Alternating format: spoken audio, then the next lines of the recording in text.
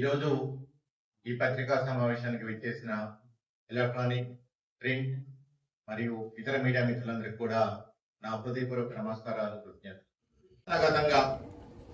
రేపు జరగబోయే మా ఉమ్మడి ఖమ్మం జిల్లా జనసేన కార్యకర్తల ఆత్మీయ సమావేశంలో జనసేన పార్టీని సంస్థాగతంగా నిర్మించుకోవాల్సి ఉంటుంది.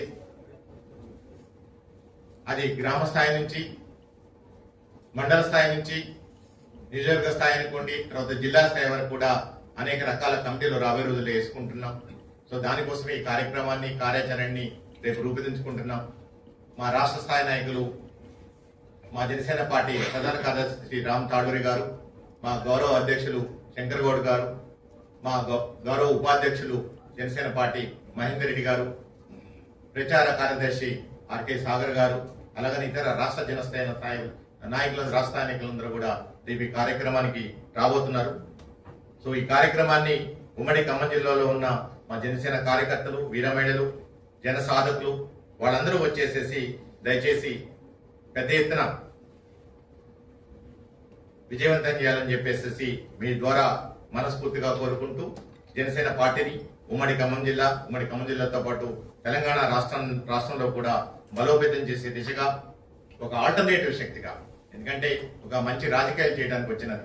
అండ్ ఎస్పెషల్లీ ఎవరైనా సరే సమాజంలో ఉన్న విద్యావంతులు కానివ్వండి, మేధావులు కానివ్వండి, ఇతర పార్టీల్లో ఉన్న రాజకీయ నాయకులు కానివ్వండి, యువతీ యువకులు కానివ్వండి, మహిళలు కానివ్వండి, రైతులు కానివ్వండి, సమాజంలో ఉన్న అన్ని వర్గాల వ్యక్తులకు కూడా మా జనసేన రాష్ట్ర కమిటీ తరఫున మీ అందరికీ విజ్ఞప్తి చేస్తున్నాం. మా భావజాలం కానివ్వండి, మా పార్టీ ఆశయాలు, సిద్ధాంతాలు కానివ్వండి, మీకు నచ్చి మాతో ప్రయాణం చేయాలంటే, ప్రయాణాలకుంటే మీ అందరికీ మా హృదయపూర్వకంగా మా జనసేన పార్టీ స్వాగతం పలుకుతుంది. అది ఉమ్మడి ఖమ్మం జిల్లాలోనే కాకుండా రాష్ట్ర వ్యాప్తంగా ఉన్న అన్ని జిల్లాల ప్రజలందరికీ కూడా మేము విజ్ఞప్తి చేస్తున్నాం. ఎందుకంటే జనసేన పార్టీని బలోపేతం చేసుకుంటున్నాం రాబోయే రోజుల్లో. అండ్ వచ్చే ఎలక్షన్స్ వరకు కూడా సంస్థాగతంగా పార్టీ నిర్మాణం చేసుకొని మీకు చెప్పినట్టు ఎంపీటీసీ, జడ్పీసీసీ, ఎంపీపీ ఎలక్షన్స్ నుంచి ఖమ్మం కార్పొరేషన్ వరకు ఇక్కడ, అలాగే రాష్ట్ర వ్యాప్తంగా ఉండే అన్ని ఎలక్షన్స్ లో కూడా జనసేన పార్టీ రాబోయే రోజుల్లో పోటీ చేస్తుంది. ప్రజల సమస్యల కోసం, వాటికి పరిష్కారాలు చూపెట్టడం కోసం మేము నిరంతరం పనిచేస్తామని చెప్పి మరొకసారి తెలియజేస్తూ మీ అందరి దగ్గర నుంచి కూడా సెలవు తీసుకుంటున్నాం. Thank you. ఏమైనా ప్రశ్నలు ఉంటే మీరు అడగవచ్చు, మనం మాట్లాడతాం. చేస్తూ ఈరోజు ముఖ్యంగా మీడియా సమావేశం వచ్చేసేసి, నేను 2024 జనవరిలో నా వాలంటీర్ రిటైర్మెంట్ కోసం ప్రభుత్వానికి సబ్మిట్ చేసుకోవడం జరిగింది. తెలంగాణ రాష్ట్ర ప్రభుత్వం సెప్టెంబర్ 2024లో నా వాలంటీర్ స్వచ్ఛంద పదవి విరమణని ఆమోదింపజేయడం జరిగింది. సో ఆ తర్వాత ఒక 2 సంవత్సరాలు, అంటే మొన్నటి వరకు కూడా నేను అంటే నా ప్రయాణాన్ని ఎలా ప్రారంభించాలి, మళ్ళీ ప్రయాణం, ఎందుకంటే సుమారు 20 సంవత్సరాలుగా ఒక ప్రభుత్వ ఉద్యోగిగా పనిచేసిన, ఆ తర్వాత ఇంకా మంచి ఒక ప్రజావేదిక ఉంటే, ఒక మంచి ప్లాట్ఫామ్ ఉంటే ప్రజలకు మరింత మెరుగైన సేవలు అందించే ఉద్దేశంతో ఈరోజు నా మనసుకు దగ్గరగా ఉన్న పార్టీ సిద్ధాంతాలు కానివ్వండి, లేకపోతే వారి సేవా కార్యక్రమాలు కానివ్వండి, వారి రాజకీయ సిద్ధాంతాలు కానివ్వండి, ఇవన్నీ చూసుకొని ఈరోజు జనసేన పార్టీలో గత నెల 3వ తారీఖు జూన్ 3కి నేను జనసేన పార్టీలో మా జనసేన గౌరవ అధ్యక్షులు శ్రీ పవన్ కళ్యాణ్ గారు, ఆంధ్రప్రదేశ్ డిప్యూటీ సీఎం వారి నేతృత్వంలో జనసేన పార్టీలో చేరడం జరిగింది. అప్పటి నుంచి కూడా యాక్టివ్ గా రాష్ట్ర వ్యాప్తంగానే కాకుండా ఎస్పెషల్లీ మన ఉమ్మడి ఖమ్మం జిల్లాకు సంబంధించి ఈ జనసేన కార్యక్రమాలన్నీ కూడా ఇక్కడ రామకృష్ణ గారు ఆల్రెడీ ఇక్కడ ఇన్ఛార్జిగా ఉండడం జరిగింది. అలాగనే మా ఉమ్మడి ఖమ్మం జిల్లా వ్యాప్తంగా జన సైనికులతో కలిసేసి అనేక కార్యక్రమాలు ఏర్పాటు చేసుకోబోతున్నాం. ఇకపోతే మీకు ముఖ్యంగా తెలియజేసిందంటే, రేపు ఉమ్మడి ఖమ్మం జిల్లా జనసేన కార్యకర్తల ఆత్మీయ సమావేశాన్ని కొత్తగూడెంలో ఏర్పాటు చేసుకున్నాం. రేపు ఉదయం 10 గంటలకి ఆ కార్యక్రమం జరగబోతున్నది. దానందరికీ కూడా ముఖ్యంగా మీడియా మిత్రులందరికీ, ఎలక్ట్రానిక్, ప్రింట్ మీడియా, ఇతర మీడియా మిత్రులందరూ కూడా మేము మా హృదయపూర్వకంగా మా జనసేన పార్టీ ఉమ్మడి ఖమ్మం జిల్లా తరఫున మీ అందరినీ ఆహ్వానిస్తున్నాం. సుమారు 1000 మంది పైగా మా కార్యకర్తలు అనుకోండి, మా జన సైనికులు అనుకోండి, వీర మహిళలు అనుకోండి, సాధకులు అనుకోండి, వీళ్ళందరూ కూడా ఆ కార్యక్రమానికి మరింత పెద్ద ఎత్తున తరలి వస్తున్నారు, ఇచ్చేస్తున్నారు. వారితో పాటు మీకు కూడా మా స్వాగతం పలుకుతున్నాం. ఇకపోతే తెలంగాణ రాష్ట్రమే దేశంలో ఒక ప్రత్యేక రాష్ట్రం. అందులో ఉమ్మడి ఖమ్మం జిల్లా, ఖమ్మం ఏదైతే ఉందో అది ఒక ప్రత్యేకత. మనం అందరం ఎప్పుడు చెప్పుకుంటాం, ప్రతి ఒక్కళ్ళు చెప్పుకుంటారు ఖమ్మం జిల్లా ఉద్యమాల పురిటిగడ్డ అని చెప్పేసి. ఎస్, ఎందుకంటే తెలంగాణ రాష్ట్రం అంతా ఒకవైపు నడుస్తూ ఉంటే మన ఖమ్మం ఎప్పుడు కూడా తన ప్రత్యేకమైన బాటలో, అది ఒక వామపక్ష భావజాలం నుంచి అనుకోండి, తెలంగాణ సాయుధ పోరాటం అనుకోండి, అన్ని రకాల పోరాటాలకు కూడా పురిటిగడ్డ నాంది ఏదైతుందో అది మన ఖమ్మం జిల్లా. అండ్ తెలంగాణలో భూస్వామ్య వ్యవస్థని పారదోలిన మొట్టమొదటి జిల్లా ఏదైతుందో అది మన ఉమ్మడి ఖమ్మం జిల్లా. సో అనేక రకాలుగా, అండ్ ఇకపోతే ఇంకో వైపు చూసుకుంటే మనకున్న అపారమైన ఖనిజ వనరులు ఏవైతున్నాయో, గోదావరి జలాలు ఏవైతున్నాయో, మన శ్రామిక శక్తి ఏదైతుందో సింగరేణి రూపంలో కానివ్వండి, కేటీపీఎస్ రూపంలో కానివ్వండి, మన కార్మిక శక్తి ఏదైతుందో, ఇవన్నింటినీ కూడా మనం చూసుకొని ఇంకా అనేక రకాల వనరులు ఇక్కడ మనకు ఉన్నాయి. అండ్ ఎస్పెషల్లీ యువశక్తి మన ఖమ్మం బలం. బట్ వీటికి సంబంధించి ఈరోజు ప్రశ్నించుకోవాలి. సుమారు 8 దశాబ్దాల పైగా స్వతంత్రం వచ్చినప్పటికీ కూడా ఇంకా కూడా ఖమ్మం ఎంతైతే అభివృద్ధి చెందాలో, నేను మొత్తం ఉమ్మడి ఖమ్మం జిల్లా మాట్లాడుతున్నాను. ఎందుకంటే ఇక్కడ శ్రామికులు ఉన్నారు, కార్మికులు ఉన్నారు, రైతులు ఉన్నారు, మహిళలు ఉన్నారు. ఎస్పెషల్లీ ఇది గిరిజన ప్రాంతం, ఇది గిరిజన జిల్లా. రాష్ట్రంలోనే అత్యంత వెనుకబడిన గిరిజన జిల్లా ఏదైతుందో అది ఉమ్మడి ఖమ్మం జిల్లా, భద్రాద్రి కొత్తగూడెం జిల్లా. ఇంకా అనేక గ్రామాలకి ప్రాథమిక సౌకర్యాలు ఈ రోజు నోచుకున్న జిల్లా ఏదైతుందో అది ఉమ్మడి ఖమ్మం జిల్లా. ఇక్కడ ప్రజల తప్పు కాదు, పాలకుల నిర్లక్ష్యం మనకి క్లియర్ గా కనిపిస్తుంది. గత 10 సంవత్సరాల క్రితం బీఆర్ఎస్ ప్రభుత్వాన్ని చూసాం, గత 2.5 సంవత్సరాల నుంచి ప్రస్తుత కాంగ్రెస్ ప్రభుత్వాన్ని చూస్తున్నాం. అండ్ ముఖ్యంగా ఈ రోజు మన ఉమ్మడి ఖమ్మం జిల్లాకి మా ప్రజలైతేంది, మనమైతుంది చాలా గర్వంగా చెప్పుకున్న 3 మంత్రులు వచ్చారు. ఉమ్మడి ఖమ్మం జిల్లా అభివృద్ధి పదంలో నడుస్తుంది, మిగిలిన జిల్లాలన్నిటికంటే కూడా ముందుంటుంది అని చెప్పేసి.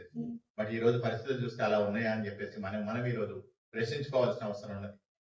వాళ్ళు ఇచ్చిన హామీలు ఏదైతే ఉందో ఆ హామీలు ఎంతవరకు అమలు చేస్తున్నారు? ఉన్న 3 మంత్రులు, గవర్నమెంట్ మంత్రులు ఉన్న 3 నియోజకవర్గాలు మాత్రమే కాదు, ఈ ఉమ్మడి ఖమ్మం జిల్లాలో ఇంకా 10 నియోజకవర్గాలు ఉన్నాయి. మొత్తం 10 నియోజకవర్గాల్లో ఒక 3 నియోజకవర్గాలు ఈ రోజు మీరు అభివృద్ధి చేసుకుంటే, డెవలప్ చేసుకుంటే మొత్తం జిల్లా మొత్తం అభివృద్ధి అనేది కాదు. మిగిలిన 7 నియోజకవర్గాలను కూడా గవర్నమెంట్ మంత్రివర్యులు గారు చెప్పారు, మొత్తం 10 జిల్లాలను కూడా మేము గెలిపించుకుంటాం, 10 జిల్లాలు కూడా 10 నియోజకవర్గాలను కూడా గెలిపించుకుంటాం, 10 నియోజకవర్గాలు కూడా మేము ఈ రోజు అభివృద్ధి చేసుకుంటాం అని చెప్పేసి. బట్ ఇక్కడ నిజంగా యాక్చువల్గా చూస్తే ఆ 3 నియోజకవర్గాల్లోనే అభివృద్ధి అంతంత మాత్రం ఉన్నది. మిగిలిన 7 నియోజకవర్గాల పరిస్థితి ఏంటి? అవి ఇంకా గిరిజనులకు సంబంధించిన నియోజకవర్గాలు, వాటిలో అభివృద్ధి నామమాత్రంగా ఉన్నది. సో దీన్ని అంతా కూడా మనం పరిగణలోకి తీసుకోవాల్సిన అవసరం ఈ రోజు ఎంతైనా ఉందని చెప్పి మీ అందరికీ తెలియజేస్తున్నాం. దీనికోసం మా జనసేన పార్టీ ఏదైతే ఉందో దానికి ఒక ప్రత్యేకమైన కార్యాచరణ ప్రణాళికను మేము రూపొందించుకుంటున్నాం. సో దానిలో భాగంగా రేపు మా ఉమ్మడి జిల్లా కార్యకర్తల సమావేశం అవుతుందో దాన్ని ఏర్పాటు చేసుకుంటున్నాం. అలాగే జనసేన పార్టీ అంటే ఇప్పటి వరకు అనుకోవచ్చు మీరు ఇది ఒక నామమాత్రమైన పార్టీ, ఓకే, ఇక్కడ ఓన్లీ వీళ్ళకి కొంతమంది అభిమానులు కానివ్వండి, కొంతమంది జన సైనికులు కానీ ఉన్నారు. సో రాబోయే రోజుల్లో ఈ జనసేన పార్టీ ఆల్రెడీ మీకు తెలుసు, గత 2 నెలల నుంచి రాష్ట్ర వ్యాప్తంగా జనసేన పార్టీకి సంబంధించి ఎలాంటి చర్చ జరుగుతుంది, జనసేన పార్టీలో చేరికలు ఎలా జరుగుతున్నాయి, జనసేన పార్టీ ఎంత బలంగా దృఢంగా రాబోయే రోజుల్లో ఈ రాష్ట్రంలోని ఒక ఆల్టర్నేటివ్ గా ఇప్పుడున్న 2 పార్టీలకి 3 పార్టీలకి ఆల్టర్నేటివ్ గా సమాంతరంగా జనసేన పార్టీ రేపొద్దున అభివృద్ధి చేస్తున్నారు మా పవన్ కళ్యాణ్ గారు. సో దానికోసం ఈరోజు ఈ ఉద్యమం రాష్ట్రంలోనే మొట్టమొదటి ఉమ్మడి జిల్లా కార్యకర్తల ఆత్మీయ సమావేశాన్ని ఏర్పాటు చేసుకుంటున్నాం. దాంట్లో పార్టీని సంస్థాగతంగా ఎలా నిర్మాణం చేసుకోవాలి, అలాగనే పార్టీ భవిష్యత్ కార్యాచరణ ఎలా ఉండాలి, అండ్ రాబోయే రోజుల్లో ఏదైతే ఎలక్షన్ జరుగుతున్నాయో అది ఎంపీపీ కానివ్వండి, ఎంపీటీసీ కానివ్వండి, జడ్పీటీసీ కానివ్వండి, అండ్ మన ఖమ్మం మున్సిపల్ కార్పొరేషన్ ఎలక్షన్స్ అవుతున్నాయో అన్ని ఎలక్షన్స్ లో కూడా రాబోయే రోజుల్లో మా జనసేన పార్టీ పోటీ చేస్తుందని చెప్పేసి ఆల్రెడీ మా గవర్నమెంట్ అధ్యక్షులు ప్రకటించారు. అండ్ ఇక్కడ కూడా మాకు కూడా క్లియర్ గా చెప్పడం జరిగింది, ఎక్కడికి వెళ్ళినా సరే వచ్చి అన్ని ఎన్నికల్లో కూడా జనసేన పార్టీ ఇతర పార్టీలతో సమానంగా పోటీ చేయడం, కొన్ని స్థానాలు సాధించే కంటే ముందు కూడా ప్రజల సమస్యలు మేము పోటీల్లో నిలబడటం ద్వారా ప్రజల సమస్యల్ని ఎగిరి చూపెట్టడం, ప్రజల సమస్యలకు ఒక పరిష్కార మార్గాన్ని చూపెట్టడం, అధికార పార్టీ మీద ఒత్తిడి తీసుకురావడం. సో వీటన్నిటికి కూడా మా జనసేన పార్టీ జనసేన నాయకులందరూ కూడా సమర్థవంతంగా పనిచేస్తామని చెప్పేసి ఉమ్మడి ఖమ్మం జిల్లా తరఫున మీ అందరికి కూడా జనసేన పార్టీ తరఫున మీకు హామీ ఇస్తున్నాం. ఇకపోతే నిన్న గవర్నర్ ముఖ్యమంత్రి గారు ఒక చాలా విషయం చెప్పారు. వారు ఎప్పుడో చెప్తుంటారు ఎలక్షన్స్ ఇంకా 2, 3 సంవత్సరాలు ఉన్నాయి, మనం ఇప్పుడు అభివృద్ధి గురించే మాట్లాడదాం అని చెప్పేసి. మరి ఇక్కడ పరిస్థితి చూస్తే ఎలా ఉంది? నిన్న గౌరవ ముఖ్యమంత్రి గారు కొత్తగూడెం జిల్లా ఏదైతే జగన్నాథపురం సభలో మాట్లాడారో, మేము ఇంకా వచ్చే ఎలక్షన్స్ లో 117కి 182 స్థానాలు అని చెప్పేసి మనం అర్థం చేసుకోవాల్సిందంటే, ప్రస్తుతానికి మన తెలంగాణ రాష్ట్రంలో ఉంది కేవలం 119 అసెంబ్లీ నియోజకవర్గాలు. వారు 2023లో జరిగిన ఎలక్షన్స్ లో గెలిచింది 64 స్థానాలు. సో వారికి వారే రాబోయే రోజుల్లో ఎన్ని అసెంబ్లీ సీట్లు ఉంటాయి తెలంగాణ రాష్ట్రంలో, దాంట్లో ఎన్ని గెలుస్తాం, మేము మా జనసేన పార్టీ తరఫున గౌరవ ముఖ్యమంత్రి గారిని ఒకటే ఒక ప్రశ్న వేస్తున్నాం. సార్, ఫస్ట్ మీరు రాబోయే రోజుల్లో ఎన్ని స్థానాలు సాధిస్తారు, ఎన్ని స్థానాలు ఇక్కడ పెరగబోతున్నాయి, అదంతా కూడా రాజ్యాంగానికి సంబంధించిన ఎలక్షన్ కమిషన్ కానివ్వండి, లేకపోతే చట్టసభలు కానివ్వండి ఆ నిర్ణయాలు తీసుకుంటాయి. ఫస్ట్ మీరు మీ ప్రభుత్వం తరఫున, కాంగ్రెస్ పార్టీ తరఫున ఇచ్చిన హామీలు ఏవైతున్నాయో, సుమారు తెలంగాణ రాష్ట్ర కాంగ్రెస్ పార్టీ సుమారు 42 పేజీలకు పైగా హామీ పత్రాలు ఇవ్వడం జరిగింది. 42 పేజీల మేనిఫెస్టోని రిలీజ్ చేయడం జరిగింది 2023 ఎలక్షన్స్ ముందు. సుమారు 6 గ్యారంటీలు మీరు ఈరోజు ఇవ్వడం జరిగింది. 400 పైగా హామీలు అంటే ప్రామిస్ ఇవ్వడం జరిగింది. సో వీటి పరిస్థితి 2.5 సంవత్సరాల సమయం గడిచిపోయింది. ఇంకా మీకు కేవలం 2.5 సంవత్సరాలే ఉంది. మళ్ళీ 2028 డిసెంబర్కి ఈ ప్రభుత్వం పదవి కాలం ముగిసిపోతుంది. మీరు 2.5 సంవత్సరాల్లో ఇచ్చిన 42 పేజీలు కానివ్వండి, 6 గ్యారెంటీలు కానివ్వండి, 400 పైగా హామీలు కానివ్వండి, వీటి పరిస్థితి ఏంటి? ఇక్కడ మనం చూసుకుంటే కేవలం 25% మాత్రమే 2.5 సంవత్సరాల్లో మీరు ఇచ్చిన హామీలు, మీరు ఇచ్చిన 6 గ్యారెంటీలు ఏదైతే ఉందో కేవలం 25% మాత్రమే మీరు, అవి కూడా పాక్షికంగా ఈరోజు మీరు పూర్తి చేశారు. మిగిలిన 75% పరిస్థితి ఏంటి? అంటే ప్రజలు ప్రశ్నించట్లేదనా, లేదా పార్టీలు ప్రశ్నించట్లేదనా? ఉన్న ప్రతిపక్ష పార్టీలు ఏదైతే ఉన్నాయో డైవర్షన్ పాలిటిక్స్, విభజన రాజకీయాలు చేస్తున్నాయి. మీరు అధికారంలో 10 సంవత్సరాలు ఉన్నప్పుడు ఇన్ని లక్షల కోట్లు అప్పు చేశారు అని వాళ్ళంటే, మీరు వచ్చిన తర్వాత మీరు ఇన్ని లక్షల కోట్లు చేశారని చెప్పేసి వాళ్ళు మిమ్మల్ని అంటున్నారు. అసలు ప్రజలకు అర్థం కావట్లేదు. సుమారు 10 లక్షల కోట్లకు పైగా అప్పుల్ని ఈ రోజు ప్రజల నెత్తిన మీద మీరు రుద్దుతున్నారు. వీళ్ళు 10 లక్షల కోట్లు ఎవరైనా ప్రజలు చేయమని చెప్పారా? ప్రజలకు వాళ్ళకి కావాల్సిన మౌలిక వసతులు అనుకోండి, విద్య అనుకోండి, ఉపాధి అనుకోండి, ఆరోగ్యం అనుకోండి, ఇలాంటి వాటి కోసం వాళ్ళు చూస్తున్నారు. సో ఇవన్నీ మర్చిపోయి వాళ్ళ అప్పులు చేశారు, వీళ్ళ అప్పులు చేశారు. అప్పులు మీరు మీ జేబుల్లో నుంచో, మీ కుటుంబంలో నుంచో, మీ ఖజానా నుంచో మీరు ఇవ్వలేదు కదా, అవి ప్రజల అప్పులు, ప్రజల పేరు మీద మీరు చేశారు. రేపు పొద్దున ఈ భారాన్ని మీరు ప్రజలు ఎత్తన పెడుతున్నారు. ఈ విషయాన్ని ప్రజలు తప్పకుండా అర్థం చేసుకుంటారు. ఇంకా 2.5 సంవత్సరాల రాజకీయాలు ఎలక్షన్స్ పెట్టుకొని, అప్పుడే మనం 2.5 సంవత్సరాల ముందే ఎలక్షన్స్ గురించి మాట్లాడుకుంటూ ఉంటే, దేవుడి మీద ప్రమాణం చేస్తూ ఉంటే, మీరు ఇచ్చిన హామీల మీద ఎవరు ప్రమాణం చేయాలి? మీరు ఇచ్చిన హామీలు ఎవరు అమలు చేయాలి? మీ ప్రభుత్వమే కదా ఇప్పుడు అధికారంలో ఉన్నది. సో ఈ రోజు జనసేన పార్టీ తరఫున మేము అడుగుతున్నాం, ప్రజల తరఫున, ప్రజల పక్షాన, రాష్ట్ర ప్రజల పక్షాన మేము డిమాండ్ చేస్తున్నాం. ఫస్ట్ మీరు ఇచ్చిన హామీలు అమలు చేయండి. మీకు ఇంకా పాస్ మార్క్స్ కూడా రాలేదు. మీకు కేవలం మీరు ఇచ్చిన హామీల్లో పాక్షికంగా 25% అమలు చేశారు. రైతు భరోసా ఏమైంది? ఎప్పుడు ఇస్తారు? కేవలం 2 లక్షల లోపు ఉన్న వాళ్ళు మాత్రమే ఇంతవరకు మీరు క్లియర్ చేశారు. 2 లక్షలకు పైగా ఉన్న లక్షలాది మంది ఫ్యామిలీస్ ఉన్నారు. వాళ్ళ పరిస్థితి ఏంటి? మహిళలకు 2,500 రూపాయలు చొప్పున ఇస్తున్నారు. వాళ్ళ పరిస్థితి ఏమైంది? నిరుద్యోగ వృత్తి ఇస్తామని చెప్పారు. వాళ్ళ పరిస్థితి ఏమైంది? అమ్మాయిలకి స్కూటీ ఇస్తామని చెప్పారు. స్కూటీలు ఏమైంది? కళ్యాణ లక్ష్మి కింద లక్ష రూపాయలతో కూడా తులం బంగారం ఇస్తామని చెప్పారు. వాటి పరిస్థితి ఏమైంది? అసలు ఎవరు ఇవన్నీ ప్రామిస్ చేయమని చెప్పారు? ప్రజలు ఏమన్నా అడిగారా? మా మేనిఫెస్టోలో పెట్టండి, ఈ హామీలన్నీ మాకు కావాలని చెప్పి పెట్టారా? వాళ్ళకి కావాల్సిన కనీస వస్తువులు, వాళ్ళకి ఉచిత విద్య, ఉచిత ఆరోగ్యము, ఉచిత ఉపాధి, ఇవే కదా వాళ్ళకి కావాల్సినవన్నీ కూడా. మౌలిక వస్తువులు ఇవన్నీ మర్చిపోయేసేసి మీరు అలవి కాని హామీలు, ఎక్కడో గాల్లో మెడలు కట్టే హామీలు ఇచ్చి, సో అందుకని ఈ రోజు జనసేన పార్టీ ఒక నీతి, నిజాయితీ, నిబద్ధతతో కూడిన రాజకీయ పార్టీ, రాజకీయ జవాబుదారితనంతో కూడిన రాజకీయ పార్టీ, ప్రజలే భాగస్వామ్యంగా, ప్రజలే కేంద్రంగా పరిపాలించే ఒక రాజకీయ పార్టీ ఈరోజు ఒక ఆల్టర్నేటివ్ గా తెలంగాణ రాష్ట్రంలో. ఎందుకంటే అటు బీఆర్ఎస్ ఉంచుతారు, ఇటు కాంగ్రెస్ ఉంచుతారు. ఇప్పుడు చూడాల్సింది జనసేన వైపు. మీ ద్వారా ఈరోజు ప్రజలకు కూడా విజ్ఞప్తి చేస్తున్నాం. మేము ప్రజల గొంతుకు అవుతాం. జనసేన హక్కు ప్రశ్నించటం. ఆ ప్రశ్న ప్రజల తరపున ఉంటది.